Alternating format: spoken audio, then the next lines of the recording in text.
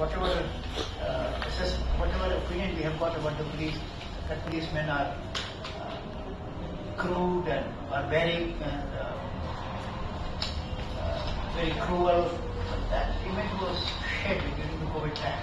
I would say, given an opportunity and given a fair degree of autonomy, about which I am going to talk, I think policemen would justify and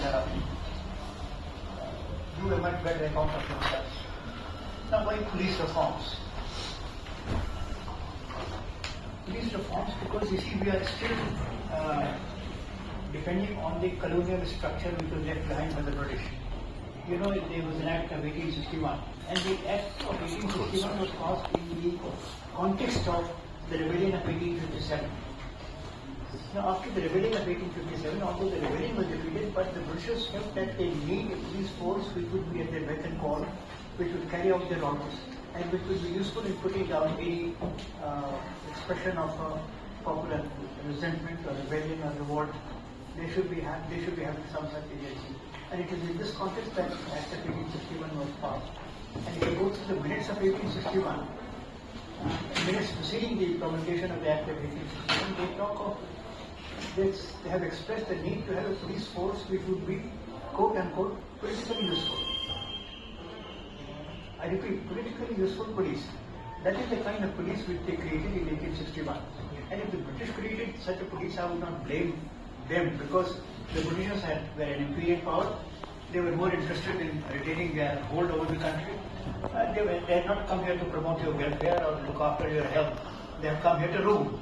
So I don't blame the British, but I would definitely blame the leaders who have allowed this kind of colonial structure of policing to continue in more than 75 years of independence. So that is something very unfortunate, and we have to. Then changes were not carried out after independence.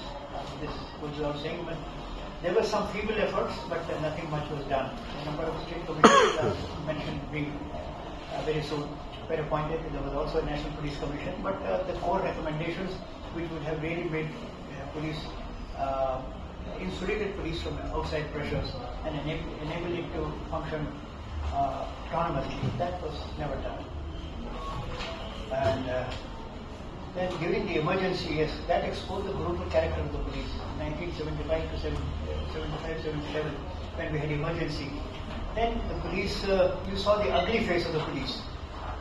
Police arrested all kinds of people, irrespective of their shade, irrespective of their political party. If they found that they were anti-establishment, they were anti-ruling party. Everybody was arrested. And as Shah Commission later recorded, the policemen were used for purposes they were not meant, and they carried out their duties as if they are not accountable to anyone. So people were arrested and all kinds of excesses were committed during the emergency. That was the bad period. And in any case, reforms are necessary for a progressive modern India. We are talking of we are witnessing tremendous economic development, and we are hoping to be one of the great powers in the next 10-15 years. So if you want really progressive modern India, we must have police reforms in the country. So that's why we need police reforms. Now, this is an excerpt from the Police Commission report of 1903. Now, if you read this report, it is shocking, because if I had not written 1902-03 and if I had asked you a question, कि भाई आप बताइए guess करिए ये कब लिखा गया होगा, so you would have said maybe 5 साल पहले 10 साल पहले लिखा गया होगा, because whatever is written here is as true today as it was 120 years back. I just read this. The police force is far from efficient. It is defective in training and organization. It is inadequately supervised. It is generally regarded as corrupt and oppressive, and it has utterly failed to secure the confidence and cordial cooperation of the people. The police force throughout the country is in a most unsatisfactory condition. That abuses are common everywhere. That this involves great injury to the people and discredit to the government, and that radical reforms are urgently necessary. Mind that this was talked in 1903, and we are still talking about not radical but just police reforms. And whatever is said here, it is as true today as it was 120 years back. Maybe in certain respects we are worse. And one aspect in regard to which we are worse, because Earlier, there was only criminalization of police. Now there is criminalization and also politicization. So things have gotten worse over the years, and we are still struggling to have police reforms. Now, as I said, several police commissions were appointed at the state level in different states. It is mentioned, I have mentioned the states and the year when police commissions were appointed in those states. Then in 1977, a national police commissioner was appointed because it was felt that there has been no comprehensive review at the national level of the police system after independence, despite radical changes in the political, social and economic situation in the country. So that was the background for the National Police Commission. Chairman was Mr. Jamia, an ICS officer, not a police officer, not even an IS officer. And he submitted his report in 8 volumes. It's a very comprehensive document, and even to this day, when we talk of police reforms and in its various facets, we refer to the National Police Commission report only. But by the time the National Police Commission report was published, there was a change of government again. This was set up by the Janata government. By that time, Mrs. Gandhi was back in power, and then she was not keen on these reforms. And because the background of this setting up of the National Police Commission was the Shah Commission report. The Shah Commission report had exposed all the excesses committed during the Indira Gandhi regime.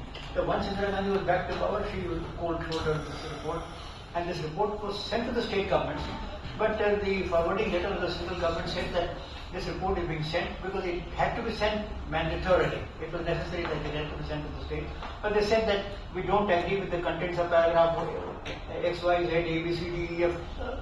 This means paragraph only dictated.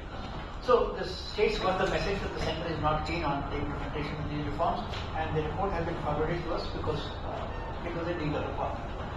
So the states also were not serious, and the recommendations of the National Police Commission, the core recommendations were not appointed. Now there were several other commissions also apart from the National Police Commission. There were one committee, group of ministers, Parliament Committee, Sarabji Committee, Mother Man Committee, and Second Administrative Reforms Commission. All of them were in one voice. All of them had recommended that police needs to be insulated from external pressures, from outside pressures. That it should have operational autonomy. But that part of the recommendation made by the different commissions was never accepted, was never implemented at any level. Now, after my retirement, I retired in 1994, and with my experience, at the end of it, I felt that there's something wrong with our system. I felt there's something wrong with the system because on so many occasions, when I felt I was doing the right thing, I was upholding the rule of law, they punished me. At one stage, even I was ordered to be placed under suspension by no less a person than the Home Minister of India. At a time when I was carrying out what I thought was a crusade against corruption, because I punished officers and subordinate officers, and in the process, members of a certain community got punished because they were the largest in number in that area. It was Janata Party government. Chaudhary Charan Singh was the Home Minister, and during his Home Ministership, a whole lot of jars, irrespective of where they were posted, they were managed to transfer to merit rank. And I was the merit rank. And I was handpicked by Charan Singh because he wanted somebody who is known for his integrity should go there. So when I was posted there, I said, look, I have been handpicked by a very honest Home Minister. So I became overzealous. अब तो बदमाश आदमी को ठिकाने लगा ना. अब वो लेफ्ट राइट इधर जब मैं इधर सजा सस्पेंशन लाइन हाजिर ये वो होता रहा. अब मैं नेवर वंडर्ड कि तुम्हारी जात क्या है. अरे भाई, for me, either you are a clean officer or you are a dishonest officer. If you are dishonest, you get punished. A whole lot of officers were punished, and unfortunately, a large number of them belong to the joint community, and they went and complained to Charan Singh साहब कि क्या साहब आप तो यहाँ home minister बैठे हो और यहाँ DIG हमें काम नहीं करने दे रहा है. इतने आदमी हमारे मुअत्तल हो गए. Charan Singh was a great man. Still, I have great respect for him. पर कान के कच्चे थे. उन्होंने उस सारी बातें विश्वास कर लिया और कहा इस ऑफिसर को भी पेश कर. suspension order could never be executed. That's another story, but since you have said this, I think I should complete it. The order was conveyed to the Chief Minister. Chief Minister was his protege, Ram Naresh Yadav, उनके चमचे थे. Remote control से जाते थे UP को Ram control करते हैं. Ram Naresh Yadav was a briefless lawyer of Allahabad. He was made Chief Minister of UP. The Chief Minister called the Chief Secretary and Home Secretary that if Prakash Singh should be placed under suspension. They knew Prakash Singh and officers those days had some spine because so we cannot suspend him. We have to quote and preliminary inquiry. And the charges should be proved that there should be some prima facie charges before we suspend him. उनका ठीक है, gate Chaudhary Saran Singh का हुक्म है इसको एक हफ्ते में आप इंक्वायरी करके इसको सस्पेंड करिए. तो सब ठीक है, एक हफ्ते में इंक्वायरी करा देते हैं. Anti corruption was asked to conduct an inquiry into the allegations. Allegations were all found false and the inquiry gave me an absolutely clean case. Now they didn't know what to do. Meanwhile, see, in government